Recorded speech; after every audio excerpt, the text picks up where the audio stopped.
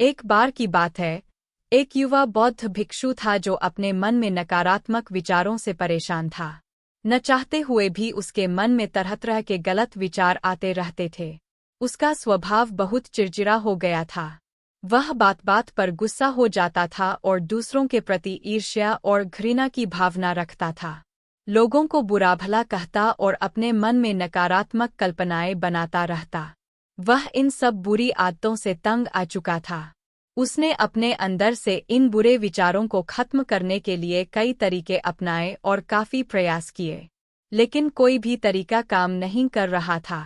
आखिरकार एक दिन वह परेशान हो गया और अपने गुरु के पास जाने का फैसला किया।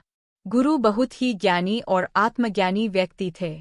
युवा भिक्षु ने गुरुदेव से पूछा कि गुरुदेव, मैं अपने मन से नकारात्मक विचारों को कैसे खत्म कर सकता हूँ। गुरुदेव ने उत्तर दिया कि नकारात्मक विचार बादलों की तरह होते हैं जो साफ आसमान को धुंधला कर देते हैं।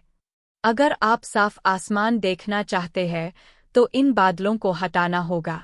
ठीक है, अगर आप अपने मन से नकारात्मक विचारों को खत्म करना चाहते हैं तो सबसे पहले आपको अपने नकारात्मक विचारों के मूल कारण को पहचानना होगा और उसे नष्ट करना होगा। युवा भिक्षु को गुरु की यह बात ठीक से समझ में नहीं आई, इसलिए उसने गुरु से इसे थोड़ा विस्तार से समझाने का अनुरोध किया। फिर गुरु ने अपने शिष्य को एक कहानी सुनाना शुरू किया।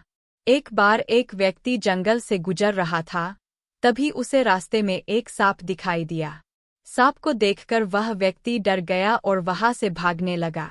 जैसे ही वह भागने लगा, उसका पैर पत्थर से टकराया और वह गिर गया। उसे बहुत चोट लगी।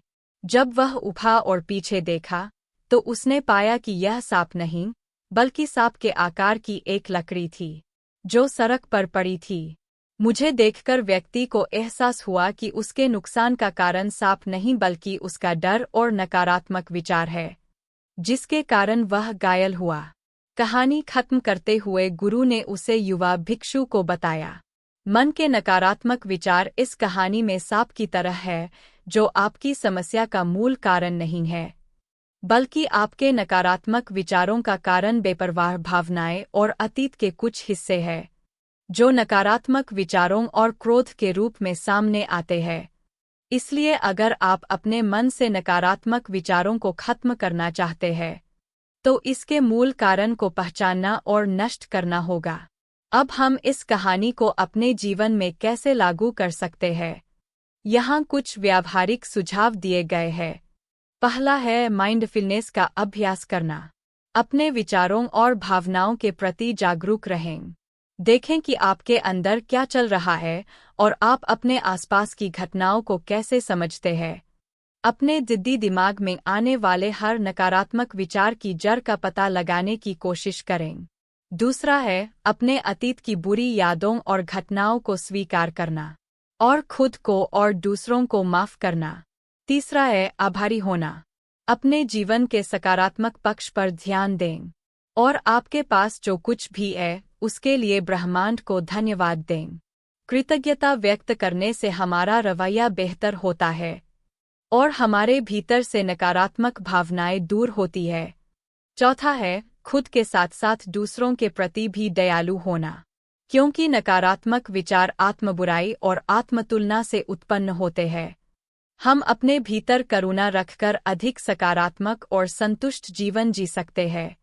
संक्षेप में, यह कहानी हमें सिखाती है कि नकारात्मक विचार हमारी समस्याओं का मूल कारण नहीं है। असली समस्या हमारे भीतर ही है। इन विचारों के मूल कारण की पहचान करके हम अपने दिमाग से विचारों को निकालना शुरू कर सकते हैं और अधिक खुश और शांतिपूर्ण जीवन जी सकते हैं।